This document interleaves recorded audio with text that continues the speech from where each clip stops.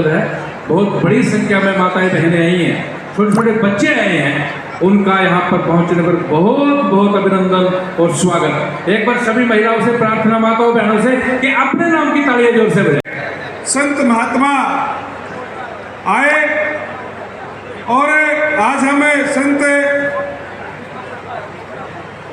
धन्ना भगत जी की ये संस्थल है और पूरी हरियाणा की।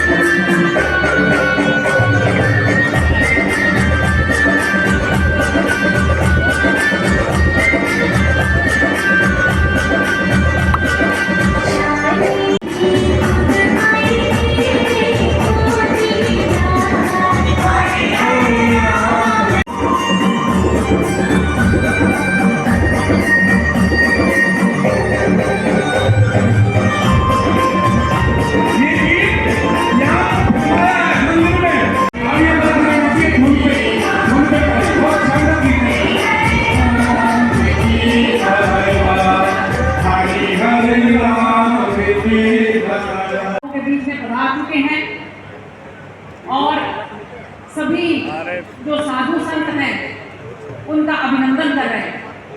तो मैं भी सभी साधु संतों के चरणों में अभिनंदन करते हुए, नमन करते हुए, और यहाँ पर जो एक से बढ़कर एक विभूति इतनी ज्यादा अनदेखी हुई है, इसका कोई हिसाब नहीं। क्योंकि अब अगर आप देखो, आप लोग भी हैरान हो जाओगे कि नरवाना जो है वो जींद जिले में पड़ता है और जींद जिले में पड़ता है और जींद लोकसभा पड़ती है सोनीपत में। नरवाना जो है वो सिरसा लोकसभा में पड़ता है, डिस्ट्रिक्ट इसका जींद पड़ता है। धनौरी जो है वो कैथल में आता है, लेकिन नरवाना विधानसभा में आता है। तो इतनी जबरदस्त घालमेल कर रखी है। तो माननीय मुख्यमंत्री जी को मैं ये भी कहूंगी कि इसको ठीक ठाक करें, जिसको जो सुविधा बने उसके हिसाब से ये सारा सिस्टम होना चाहिए। नरवाना की बिल्कुल अनदेखी नहीं होनी चाहिए, क्योंकि जैसा मैंने आपको पहले बताया कि ये वो इलाका है कि जो अगर आपके साथ प्यार करता है, अगर आपके साथ स्नेह करता है, तो आपको सिर के ऊपर बिठाता है। मुझे इस सांसद को नहीं मिला, 51,000 का नेट लेकर इस बेटी को, इस बहन को आप लोगों ने बड़ी पंचायत के अंदर पहुंचाया। मैं तहे दिल से आप लोगों की इस बात के लिए शुक्रगुजार हूँ। आज तक पहले कभी किसी सांसद को नरवाना विधानसभा से 51,000 जो है इतने वोटों से जीतने हासिल हुई। तो मैं तहे दिल से आप लोगों के शुक्रगुजार हूँ। और माननीय मुख्यमंत्री, भगवान ने कहा कि मैं ऐसे व्यक्तियों को भेजूंगा जो पूरी जनता को मुझसे मिलाएंगे। गुरु गोविंद दोनों खड़े, काके नानू पाए, बलिहारी गुरु आपके, जिन गोविंद देव मिलाए। आज हमारे कलयुग में मीराबाई आई, भक्त सूरदास जी आए, कबीर जी आए, और उन्हीं की श्रेणी में ऐसी जिद, ऐसा काम, ऐसी सोच कि भगवान नहीं खाएगा तो मैं भी नहीं खाऊंगा। अब मैं भगवान को दो रोटी खाती तो 2 रोटी मैं भी खाऊंगा। आप सभी का धन्यवाद करती हूँ, अभिनंदन करती हूँ। कमले के खिलाड़ियों से लेकर किसान जवान की इस धरती पर इस आयोजन का होना हम सबके लिए गर्व की बात है। धार्मिक परिवार में जन्मे और समाज में भगवान श्री कृष्ण जी के अनन्य भगत के तौर पर संत श्री धन्ना भगत जी का जीवन हम सभी के लिए एक प्रेरणा है। भले ही उनका जन्म राजस्थान के रोहतक जिले के किसान परिवार में हुआ, लेकिन देश भर में विशेष कर हरियाणा, पंजाब, राजस्थान में उन्होंने अपनी विचारधारा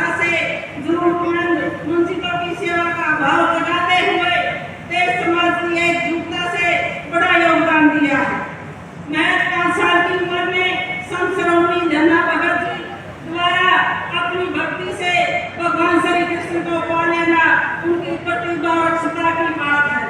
भक्ति के अटूट भावना में कैसे उन्हें भूखे रहकर भगवान को साक्षात दर्शन करने के लिए मजबूर किया गया। यही नहीं, उनका बाल मन देखिए, उन्होंने अपने भगवान से ही खेत में काम करवाया ताकि उनका जीवन यापन चल सके। के वो अमृत विचार भी हमारे जीवन को स्पंदित करते हैं, प्रेरित करते हैं। ऐसे अवसरों पर शुभागमन हो रहा है। आइए हम सब अपने अपने स्थान पर खड़े होकर स्वागत करें, अभिनंदन करें भारत के माननीय उपराष्ट्रपति श्री जगदीप धनखड़ जी का और माननीय मुख्यमंत्री हरियाणा श्री मनोहर लाल जी का और डॉक्टर श्रीमती सुदेश धनखड़ जी का यहाँ शुभागमन पर यह अभिनंदन नम्र है। निवेदन भी है साथी कि यहाँ इस मंच पर संत श्री धन्ना भगत जयंती समारोह के अवसर पर और एक बार कर्तव्य ध्वनि से अभिनंदन करेंगे उपराष्ट्रपति महोदय का और हम सब खड़े होकर इसके बाद दिव्य सदनों राष्ट्रगान होगा। इसलिए आइए हम सब अपने स्थान पर खड़े हो एक बार अभिनंदन वंदन के साथ राष्ट्रगान के लिए।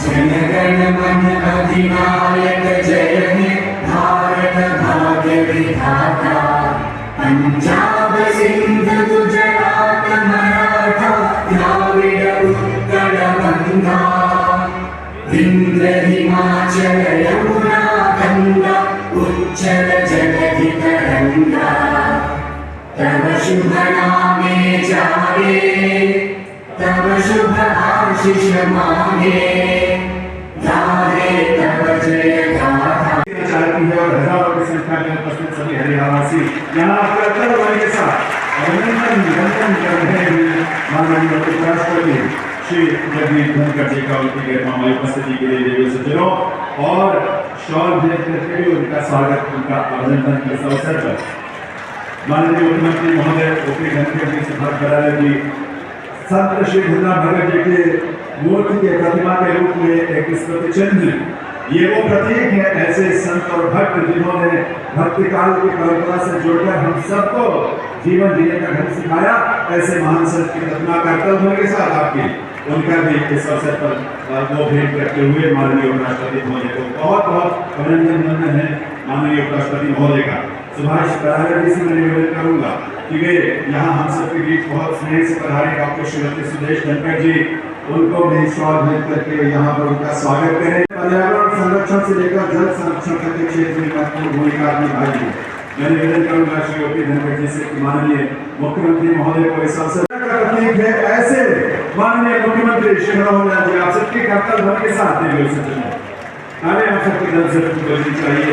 मैं अशोक गुरुदेव से निवेदन करूंगा और उनकी सक्रियता सरकार के साथ मिलकर जिस तरह से प्रदेश में अपने उपस्थिति से इस कार्यक्रम में गरिमा बढ़ा रहे हैं। तालियां आप सबकी तरफ से श्री ओपी धनखड़ के लिए राजकुमार मौर्य जी औपचारिक रूप से और विधिवत रूप से स्वागत करने के लिए स्वागत संबोधन के साथ मैं निवेदन करूंगा। सुभाष बुजुर्गों, नौजवान साथियों, आज हम सबके लिए ये बहुत सौभाग्य का विषय है कि हम एक ऐसे संत की जयंती मनाने के लिए इकट्ठे हुए जिनके बारे में बहुत सारी बातें हमने अभी सुनी हैं मंच के माध्यम से, और इस कार्यक्रम में विशेष रूप से हमारा आग्रह स्वीकार किया, सरकार का आग्रह स्वीकार किया।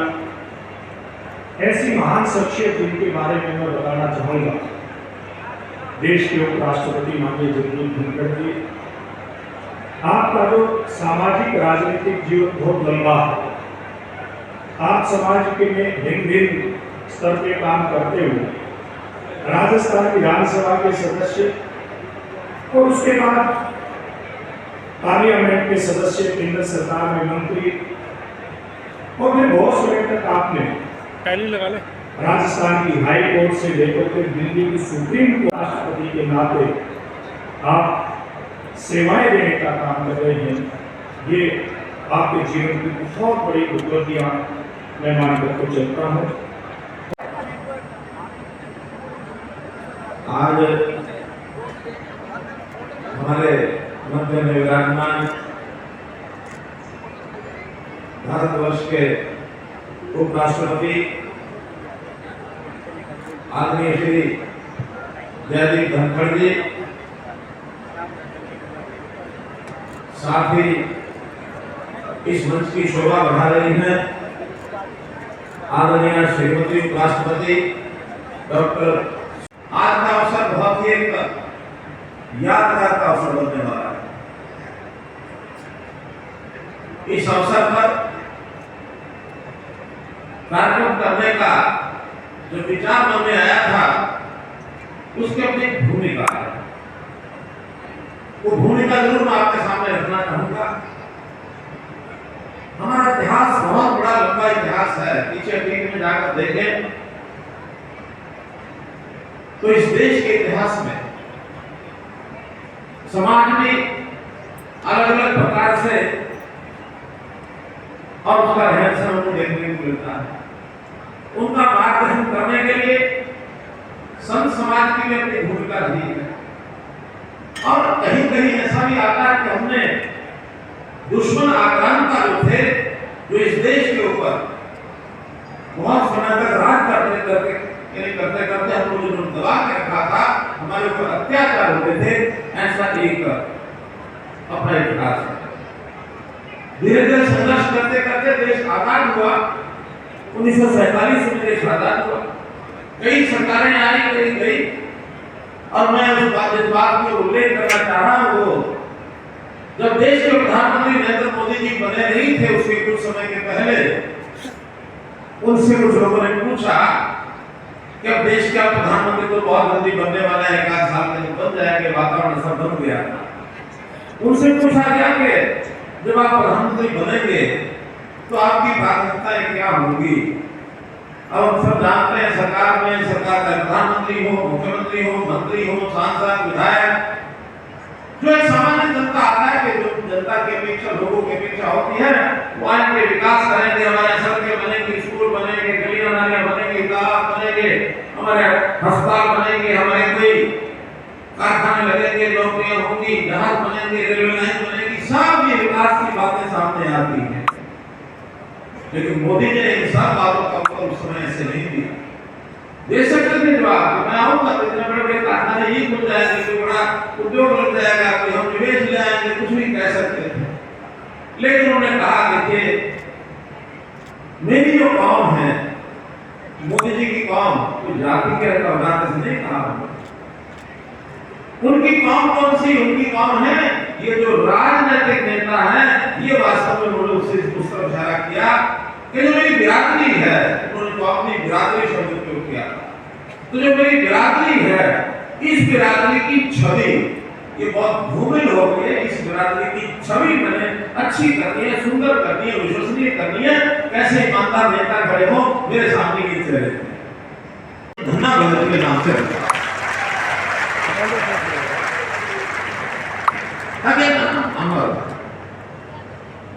बहुत ऐसे पीछे राजनीतिक आदमी आए, तो या तो फिर अपने पिताजी का, दादाजी का नाम रखते हैं, या अपने ही नाम से चीजों को आगे चलाने लग जाते हैं।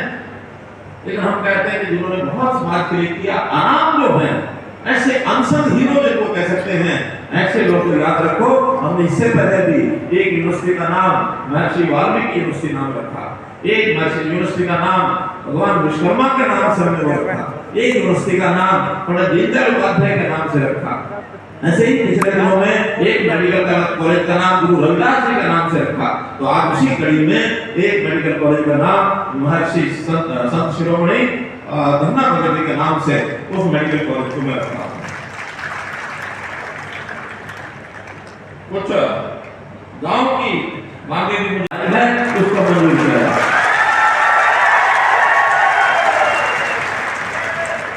इसी प्रकार यहाँ पर पीने के पानी की एक कठिनाई है। पानी की सप्लाई शायद कहीं दूसरी साइड से होती होगी, लेकिन सप्लाई भाखड़ा नहर से हो जाए, यहाँ की मांग है, इसकी सप्लाई भाखड़ा नहर से की जाए। इस गांव में सीवरेज और गंदा पानी की निकासी, इस काम को भी क्योंकि महाग्राम है, इसलिए यहाँ का सीवरेज और पानी की निकासी की व्यवस्था ये भी की जाएगी।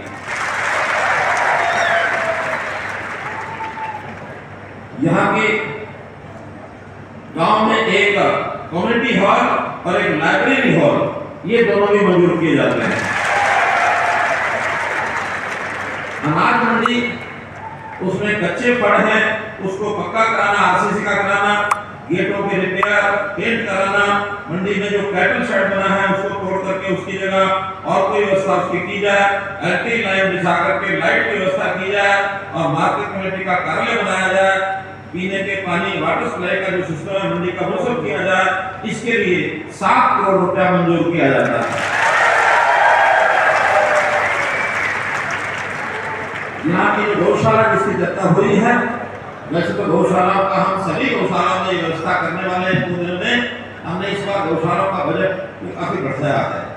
पहले 40 करोड़ का बजट होता था, इस बार उसको 400 करोड़ किया है। कुछ नई गौशालाएं बनाई जाए, इसलिए हम उनके लिए अनुदान को देंगे ताकि जो सड़कों पर घूमने वाला पशुधन है, देश हमारा पशुधन, इनके लिए नई गौशाला बनाने के लिए हमने अनुदान देने की बात की है। लेकिन चलती गौशालाओं में भी थोड़ा बहुत योगदान, जैसे जनता तो खूब करती है, लेकिन हम भी अपनी ओर से थोड़ा थोड़ा योगदान ताकि गौशाला में चारा आदि खरीदने का काम कर सके। यहाँ की जो गौशाला है, बाकी अनुदान तो आएंगे, लेकिन आज केवल इस कार्यक्रम में आने पर इन्होंने याद कराया है तो 21 लाख रुपया गौशाला के लिए भी दे दिया।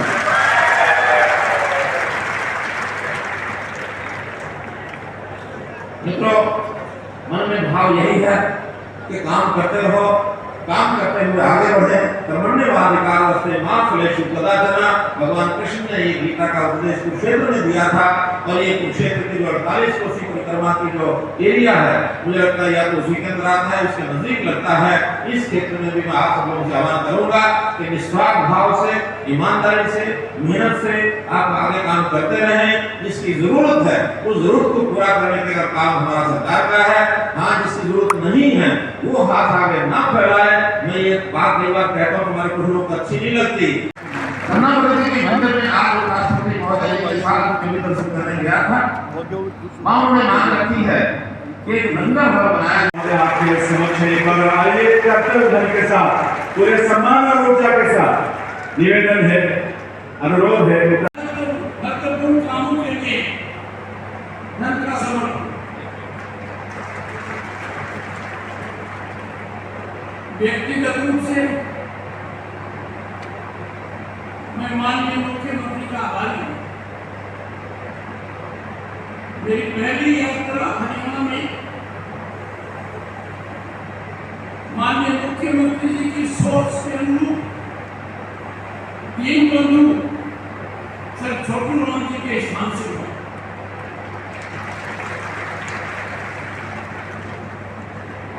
और आज का दिन सदा याद रखूं।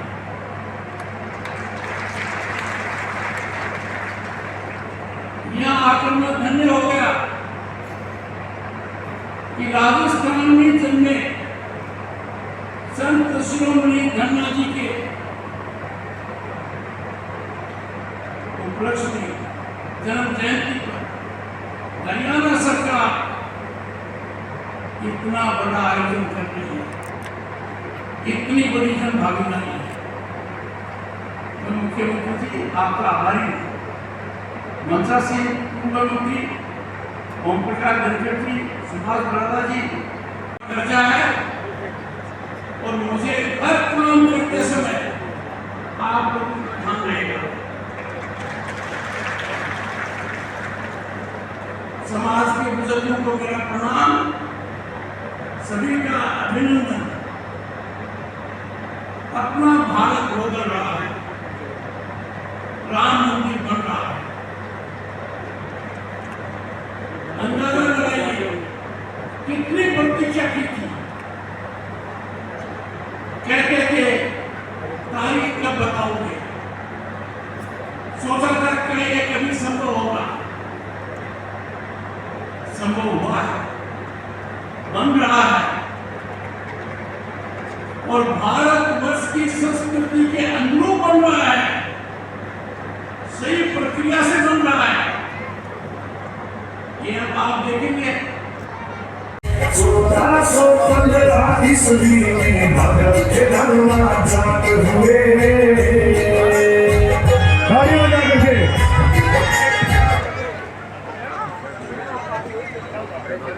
कैथल के गांव धनौरी में 3 दिन का ये आयोजन हम सबको एक बार नई चेतना, नए चिंतन, ऐसे चिंतन जो संत भगत के जीवन से और उनके संदेशों से जुड़ा, उसके साथ जुड़ने का हम सबको अवसर मिला।